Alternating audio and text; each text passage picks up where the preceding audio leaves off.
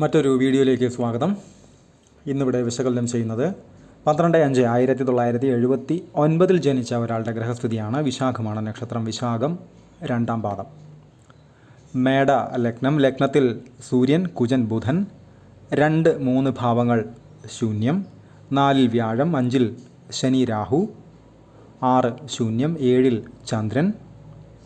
8, 9, 10 ഭാവങ്ങൾ ശൂന്യം. 11 കേതു, ഗുളികൻ. 12 ശുക്രൻ. ഇതാണ് ഇദ്ദേഹത്തിൻ്റെ ഗ്രഹസ്ഥിതി.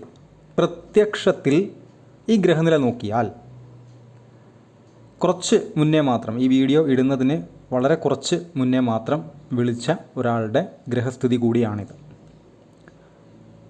അപ്പോൾ അദ്ദേഹത്തിൻ്റെ ആവശ്യപ്രകാരം തന്നെയാണ് വീഡിയോ ചെയ്യുന്നത്. പ്രത്യക്ഷത്തിൽ ഈ വീഡിയോ നോക്കിക്കഴിഞ്ഞാൽ ലഗ്നത്തിൽ കുജൻ, രുചകയോഗം, സംശയങ്ങളൊന്നുമില്ല. ലഗ്നത്തിൽ സൂര്യൻ ഉച്ചനായിട്ട് നിൽക്കുന്നു. അതേപോലെ തന്നെ ലഗ്നാൽ 4 ഹംസ മഹായോഗം കൊടുത്ത് വ്യാഴം നിൽക്കുന്നു. അതേപോലെ തന്നെ 12 ശുക്രൻ നിൽക്കുന്നു ഉച്ചനായിട്ട്. അത് വർഗോത്തമം ചെയ്ത ശുക്രനാണ്, വർഗോത്തമം ചെയ്ത കുജനാണ്. പക്ഷേ ജീവിതത്തിൽ ഇദ്ദേഹം ഒന്നും ആയിട്ടില്ല. കാരണം എന്താണ്? ഇത്രയൊക്കെ വലിയ പ്രബല ശക്തരായിട്ടുള്ള ഗ്രഹങ്ങൾ ഇത്തരം പൊസിഷനുകളൊക്കെ നിന്നിട്ടും ഒരാളുടെ ജീവിതം എന്തുകൊണ്ടാണ് ഒരു പരിധിക്കപ്പുറം മുന്നോട്ട് പോകാത്തത്? ഇവിടെ ശ്രദ്ധിച്ചാൽ മനസ്സിലാകും. രാഹുവിനും കേതുവിനും ഉള്ളിലായിട്ടാണ് ചന്ദ്രൻ ഒഴികെയുള്ള പ്രബല ഗ്രഹങ്ങൾ എല്ലാം തന്നെ. അതിലൊരു നെഗറ്റീവ് ഉണ്ട്, അതിലേക്ക് വരാം. അതേപോലെ തന്നെ ഇദ്ദേഹത്തിന് നിലവിൽ നടക്കുന്നത് കേതു ദശയാണ്. 11 ഗുളികനോടൊത്ത് നിൽക്കുന്ന കേതു. പ്രസ്തുത കേതു നിൽക്കുന്ന ഇടത്തേക്ക് 5 ശത്രുക്ഷേത്രത്തിൽ നിൽക്കുന്ന സൂര്യനും രാഹുവും തങ്ങളുടെ 7ാമത്തെ ദൃഷ്ടി നടത്തുകയും ചെയ്യുന്നു. ഗുളികൻ അവിടെ ഒപ്പം നിൽക്കുകയും ചെയ്യുന്നു. കേതു ദശ വളരെ മോശമാണ്. വളരെ ശ്രദ്ധിക്കേണ്ടുന്ന ഒരു കാലയളവാണ് ഇത്തരക്കാർക്ക് കേതു ദശ.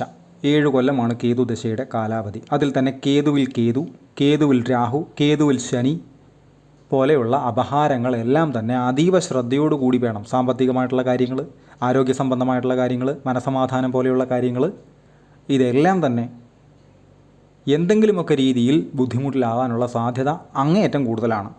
എരുതിയിൽ എണ്ണയല്ല മണ്ണെണ്ണ ഒഴിക്കുന്ന ഒരവസ്ഥ ഇവിടെ ഉണ്ടാക്കി വയ്ക്കും.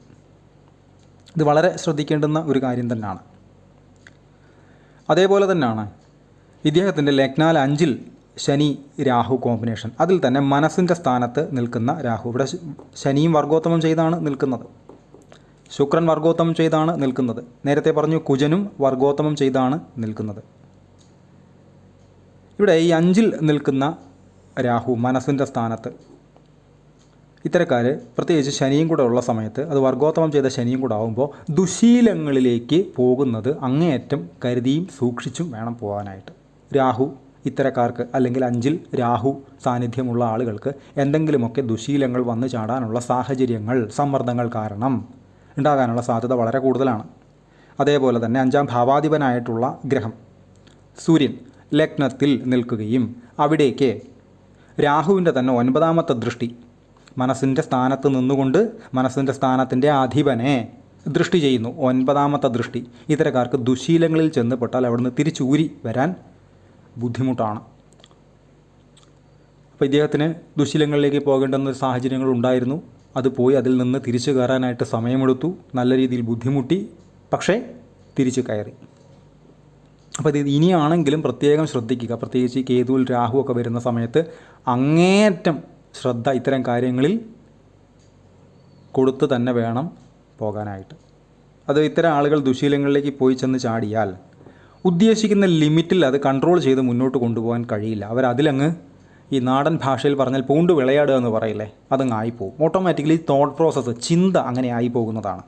അപ്പോൾ ആ വഴിക്ക് പോകാതിരുന്നാൽ ആ പ്രശ്നം അവിടെ പരിഹരിക്കപ്പെട്ടു. ഇവിടെ ആസ്ട്രോളജിക്കൽ റെമഡി അല്ല ചെയ്യുന്നത്, പ്രാക്ടിക്കൽ റെമഡിയാണ്. അവിടെ ചിന്തിക്കേണ്ടുന്ന കാര്യമെന്ന് പറയുന്നത്, ഈ രാഹു 5 കൊണ്ടും 5ാം ഭാവാധിപനെ രാഹു വീക്ഷിക്കുന്നത് കൊണ്ടും ഇത്തരം കാര്യങ്ങളിൽ ഞാൻ ഏർപ്പെട്ടാൽ അതെനിക്ക് ദോഷമേ ചെയ്യൂ എന്ന് മാത്രം ചിന്തിച്ചാൽ അതിന് ഉത്തരമായി, പരിഹാരവുമായി. അല്ലാതെ അമ്പലത്തിൽ പോയി ഉരുളി കമിഴ്ത്തിക്കൊണ്ട് ദുശീലം മാറുമൊന്നുമില്ല. അതിന് അവനവൻ തന്നെ ചിന്തിക്കണം. കാര്യം എന്താണ്? അമ്പലത്തിൽ പോയി ഉരുളി കമിഴ്ത്തിക്കൊണ്ടല്ല ഇദ്ദേഹത്തിന് ദുശീലം വന്നത്, ഇദ്ദേഹം തന്നെ സ്വയം ചിന്തിച്ച് വരുത്തിയതാണ്. അപ്പോൾ അത് മാറ്റാനും അദ്ദേഹത്തിന് തന്നെ സാധിക്കുകയുള്ളൂ. അതിന് വേണമെങ്കിൽ ചികിത്സ പോലെയുള്ള കാര്യങ്ങൾ ചെയ്യാം. പക്ഷേ അപ്പോഴും ആ ചിന്ത അത് നിർത്തണം. അത് പാടില്ല എന്ന് പറയുന്ന ചിന്ത അവനവൻ തന്നെ ചിന്തിക്കണം. എന്നാലേ അതുകൊണ്ട് ഗുണമുണ്ടാവുകയുള്ളൂ. അതേപോലെ തന്നെയാണ് ഇദ്ദേഹത്തിൻ്റെ ലഗ്നാൽ 4-ൽ ഹംസയോഗം കൊടുക്കുന്ന വ്യാഴം കർക്കിടകത്തിൽ. നല്ലതാണ്, അങ്ങേയറ്റം നല്ലതാണ്. അതിൻ്റെയൊക്കെ ഗുണഫലങ്ങൾ പല രീതിയിൽ, പല രൂപത്തിൽ, ഭാവത്തിൽ അദ്ദേഹത്തിൻ്റെ സ്റ്റോറീസ് കേട്ട സമയത്ത് അത് കിട്ടിയിട്ടുണ്ട്. പക്ഷേ അത് ഗുണപ്രദമായിട്ടില്ല. അവിടേക്ക് രാഹുവിൻ്റെ 12ാമത്തെ ദൃഷ്ടി വരുന്നുണ്ട്. മാത്രവുമല്ല, ഈ ശനി എന്ന് പറയുന്നത് ഗുളിക ഭവനാധിപനായിട്ടുള്ള ശനിയാണ്. എന്ന് വെച്ചാൽ ശനിയുടെ ക്ഷേത്രത്തിൽ, ഭവനത്തിൽ ഗുളികൻ വസിക്കുന്നു. അവിടേക്ക് തന്നെ ശനിയോടൊത്ത് നിന്നുകൊണ്ട് രാഹു ദൃഷ്ടിയും ചെയ്യുന്നു. രണ്ടും നല്ലതല്ല. അതേപോലെ തന്നെയാണ് അദ്ദേഹം ശ്രദ്ധിക്കേണ്ടുന്ന ഒരു കാര്യമെന്ന് പറയുന്നത് ഈ ചെലവുകൾ ശ്രദ്ധിക്കേണ്ടുന്ന ഒരു കാര്യം തന്നെയാണ്. 12-ൽ ശുക്രൻ എന്ന് പറയുന്ന ഗ്രഹം തന്നെ പണം പടപട പൊട്ടിക്കുന്ന ഒരു ഗ്രഹമാണ്, പ്രബലനാണ് പണം പൊട്ടിക്കുന്ന കാര്യത്തിൽ. ആവശ്യമുള്ളതിനും ഇല്ലാത്തതിനുമെല്ലാം പണം വാരി എറിയുന്ന, ചിലവായി പോകുന്ന ഒരവസ്ഥ ഉണ്ടാകാം. വർഗോത്തമം ചെയ്ത ശുക്രനാണ്. അതിന് ഗുളികൻ്റെ ദൃഷ്ടിയുണ്ട്. അപ്പോൾ പണം കയ്യിൽ നിന്ന് ഒഴുകി തന്നെ പോകും.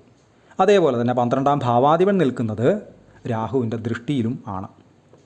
വ്യാഴം ഇവിടെ ഗുണം ചെയ്യുക, ഈ പറഞ്ഞ നെഗറ്റീവ്സ് വന്ന് അതിന് പരിഹാരം എന്ന പോലെയാണ് വ്യാഴം ഇവിടെ വർക്ക് ചെയ്യുന്നതും ഗുണം ചെയ്യുന്നതും. അപ്പോൾ അതിന് അവനവൻ കൂടെ ഒന്ന് വിചാരിച്ചു കഴിഞ്ഞാൽ, ഒരു ശ്രദ്ധ കൊടുത്തു കഴിഞ്ഞാൽ, അതിന് വേണ്ടുന്ന പരിഹാരം കൂടെ ചെയ്തു കഴിഞ്ഞാൽ, അവിടെ ആസ്ട്രോളജിക്കൽ റെമഡി പരിഹാരം തന്നെ ചെയ്യുക. ഒപ്പം അതിന് പ്രായോഗികമായി ചിന്തിക്കേണ്ടുന്ന അനാവശ്യ കാര്യങ്ങളിലേക്കുള്ള പണം ഒഴുകുന്ന അവസ്ഥയെ നിർത്താനും, അതിൻ്റെ ഒരു 50% നിർത്താനും ശ്രദ്ധിക്കുക. 50%, ബാക്കിയുള്ള 50% നിർത്താൻ പറ്റില്ല. അത് ഈ ഗ്രഹനിലയുടെ റൂള് തന്നെയാണ്. അതിൻ്റെ പേഴ്സൻറ്റേജിൽ കുറവ് വരുത്താൻ പറ്റും.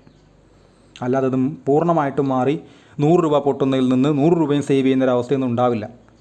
100 രൂപ പൊട്ടുന്നതിൽ നിന്ന് അങ്ങേയറ്റം ഒരു 50-60 രൂപ പൊട്ടുന്നൊരവസ്ഥയിലേക്ക്, അല്ലെങ്കിൽ ഒരു 40-50 രൂപ പൊട്ടുന്നൊരവസ്ഥയിലേക്ക് കാര്യങ്ങൾ എത്തിക്കാൻ പറ്റും. കൃത്യമായിട്ട് വേണ്ടുന്ന കാര്യങ്ങൾ, പ്രാക്ടിക്കലി ചെയ്യേണ്ടുന്ന കാര്യങ്ങൾ ചിന്തിച്ച് പ്രവർത്തിക്കുകയും ആസ്ട്രോളജിക്കലി ചെയ്യേണ്ടുന്ന പരിഹാരങ്ങൾ കൃത്യമായി ചെയ്യുകയും ചെയ്തു കഴിഞ്ഞാൽ ആ രൂപത്തിലേക്ക് മാറ്റം സാധ്യമാണ്. അതുപോലെ തന്നെയാണ് ഇദ്ദേഹത്തിൻ്റെ ലഗ്നാൽ 7-ൽ ശ്രദ്ധിച്ചാൽ മനസ്സിലാകും ചന്ദ്രൻ. ഞാൻ ഈ ഗ്രഹനില നോക്കിയ സമയത്ത് ഫ്രാക്ഷൻ ഓഫ് എ സെക്കൻഡിൽ എനിക്ക് ദൃഷ്ടിയിൽ പതിഞ്ഞത് എന്ന് പറയുന്ന കാര്യം ഇദ്ദേഹത്തിൻ്റെ വിവാഹം എന്തായിരിക്കുമെന്നാണ്. അപ്പം അദ്ദേഹം അന്ന് ഡീറ്റെയിൽസ് അയക്കുന്ന സമയത്ത് രാവിലെ വിവാഹത്തെക്കുറിച്ചൊന്നും പറഞ്ഞിരുന്നില്ല. ജോലി സംബന്ധമായിട്ട്, പണസംബന്ധമായിട്ടുള്ള ബുദ്ധിമുട്ടുകളുണ്ട്, ഏതു ദിശ നടക്കുന്നു എന്ന് മാത്രമേ പറഞ്ഞുള്ളൂ. ഇദ്ദേഹം നിലവിൽ വിവാഹം കഴിച്ചിട്ടില്ല. ലഗ്നാൽ 7-ൽ ചന്ദ്രൻ നിൽക്കുകയും രാഹുവിനോടൊത്ത് വർഗോത്തമം ചെയ്തു നിൽക്കുന്ന ഗുളിക ഭവനാധിപനായിട്ടുള്ള ശനി തൻ്റെ 3ാമത്തെ ദൃഷ്ടി നടത്തുകയും, അതേപോലെ തന്നെ ലഗ്നത്തിൽ നിന്നുകൊണ്ട് വർഗോത്തമം ചെയ്ത കുജൻ, ബുധൻ, സൂര്യൻ, ഈ 3 പേരും 7-ലേക്ക് ദൃഷ്ടി നടത്തുമ്പോൾ ഇത്തരക്കാർക്ക് വിവാഹബന്ധം ഒരു ബാലികാറാമല ടാസ്ക് തന്നെയാണ്. മാത്രവുമല്ല, നേരത്തെ വിവാഹം കഴിച്ചിരുന്നു എങ്കിൽ അത് നിലനിന്ന് പോകുന്നതിനും അല്പ നല്ലവണ്ണം ഭീഷണി ഉള്ള ഒരു ഗ്രഹനില തന്നെ ആണത്. അവിടെയാണ് രാഹുവിനും കേതുവിനും ഉള്ളിലായി ചന്ദ്രനൊഴിച്ചുള്ള പ്രബല ഗ്രഹങ്ങൾ നിൽക്കുന്ന അതിൻ്റെ നെഗറ്റീവും കൂടെ ഇദ്ദേഹം ഫേസ് ചെയ്യേണ്ടതായിട്ട് വരിക. ഈ ശനി, ചന്ദ്രൻ, രാഹു, ചന്ദ്രൻ, ഗുളികൻ, കേതു കോമ്പിനേഷൻ ഒട്ടും നല്ലതല്ല എന്ന് ധാരാളം വീഡിയോകളിൽ മുൻപ് പറഞ്ഞിട്ടുണ്ട്. അപ്പോൾ ആരോഗ്യ സംബന്ധമായിട്ടായാലും, സാമ്പത്തിക സംബന്ധമായിട്ടായാലും, ശാരീരിക സംബന്ധമായിട്ട് എന്ത് തന്നെയാണെങ്കിലും ഒരാളെ ഏറ്റവും കൂടുതൽ ബാധിക്കുന്നത് മാനസികമായിട്ടാണ്. മനസ്സിൻ്റെ കാരകഗ്രഹമാണ് ചന്ദ്രൻ. അതാണ് രാഹുവിനോടൊത്ത് നിൽക്കുന്ന, വർഗോത്തമം ചെയ്ത് നിൽക്കുന്ന ശനിയുടെ 3ാം ദൃഷ്ടിയിലും കുജൻ്റെയും സൂര്യൻ്റെയും ബുധൻ്റെയും 7ാം ദൃഷ്ടിയിലും നിൽക്കുന്നത്. അപ്പോൾ അത് വളരെ ശ്രദ്ധിക്കേണ്ടുന്ന ഒരു കാര്യം തന്നെയാണ്. വിവാഹം പോലെയുള്ള കാര്യങ്ങളിൽ അതീവ ശ്രദ്ധ ഇത്തരക്കാരെ പുലർത്തുകയും വേണം. പൊതുവേ ഈ കുജൻ, ബുധൻ ശത്രുക്കളാണ്. മാരകത്വമില്ല, എന്നാലും കുജൻ മാരകത്വമുള്ള ഗ്രഹം തന്നെയാണ്. ഇവർക്കിടയിൽ മാരകത്വമില്ല, ശത്രുതയുണ്ട് എന്നേ ഉള്ളൂ. പക്ഷേ ശനി, രാഹു എന്ന് പറഞ്ഞാൽ അങ്ങനല്ല, മാരകത്വമുള്ളവരാ. 2 പേരും അതീവ ശക്തരാണ്.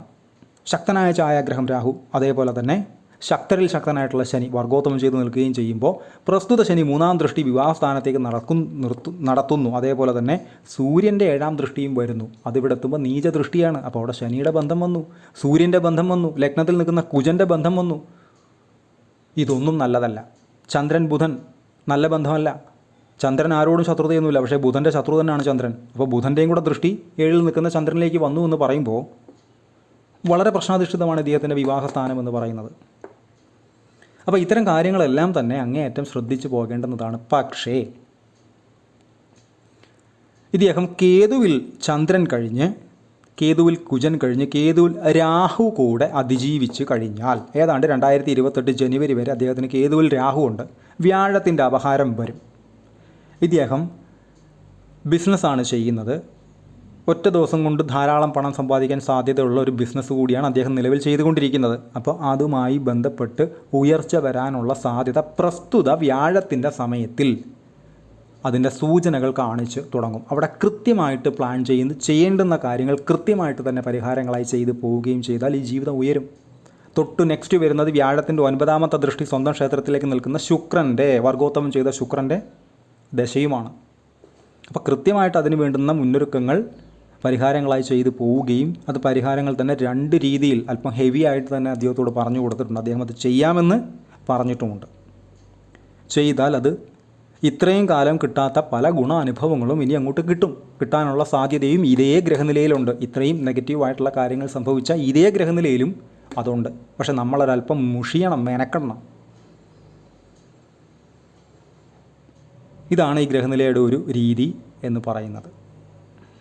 ഇദ്ദേഹത്തിൻ്റെ ദശകൾ എടുത്തു കഴിഞ്ഞാൽ വിശാഖമാണ് നക്ഷത്രം, വ്യാഴദശയിൽ ജനിച്ചു. 88 വരെ വ്യാഴം, അതിനുശേഷം ശനി 2007 വരെ, അതിനുശേഷം ബുധൻ 2024 വരെ, ശേഷമാണ് പ്രസ്തുത ഇപ്പോഴത്തെ നടപ്പ് ദശയുടെ നാഥനായ കേതുവിൻ്റെ വരവ് 2031 വരെ, അതിനുശേഷം 20 കൊല്ലം ശുക്രൻ, ശേഷം 6 കൊല്ലം സൂര്യൻ, 10 കൊല്ലം ചന്ദ്രൻ എന്നീ കണക്കിലാണ് ഇദ്ദേഹത്തിൻ്റെ ദശകൾ കടന്നു പോകുന്നത്.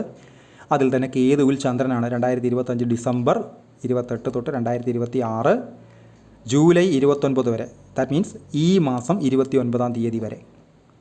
അപ്പോൾ ഈ കേതുവിൽ ചന്ദ്രൻ്റെ അവസ്ഥ നേരത്തെ ഞാൻ പറഞ്ഞു, അങ്ങേയറ്റം മോശമാണ്. എല്ലാ കാര്യങ്ങളും ഒരു ശ്രദ്ധ. ആരോഗ്യ സംബന്ധമായിട്ടുള്ള കാര്യങ്ങൾ. 6-ാം ഭാവാധിപനായിട്ടുള്ള ഗ്രഹം ബുധൻ വർഗോത്തമം ചെയ്തു നിൽക്കുന്ന ശത്രുവായ കുജനോടൊത്തു നിൽക്കുന്നു. അവിടേക്ക് രാഹുവിൻ്റെ ദൃഷ്ടി വരുന്നു എന്ന് പറയുമ്പോൾ ആരോഗ്യ സംബന്ധമായിട്ടുള്ള കാര്യങ്ങളിൽ ഒരു പ്രത്യേകം കരുതൽ ഈ ഒരു സമയത്ത് അത്യാവശ്യം തന്നെയാണ്. വൈദ്യസഹായം വേണ്ടുന്ന കാരണങ്ങളുണ്ട് എങ്കിൽ കൃത്യമായി വൈദ്യസഹായം വൈകാതെ തന്നെ എടുക്കാൻ മനസ്സ് കാണിച്ചേ മതിയാകൂ. ശ്രദ്ധിക്കേണ്ടുന്ന ഒരു സമയം തന്നെയാണിത് എന്ന് തിരിച്ചറിയുക. പെയ്ഡ് കൺസൾട്ടേഷൻ ആവശ്യമുള്ള ആളുകൾക്ക് ഈ നമ്പറിൽ കോൺടാക്റ്റ് ചെയ്യാവുന്നതാണ്. കോൺടാക്ട് ഡീറ്റെയിൽസ് ഡിസ്ക്രിപ്ഷനിൽ കൊടുത്തിട്ടുണ്ട്. ഇത്തരം വീഡിയോസ് ഇനിയും തുടരും. നന്ദി.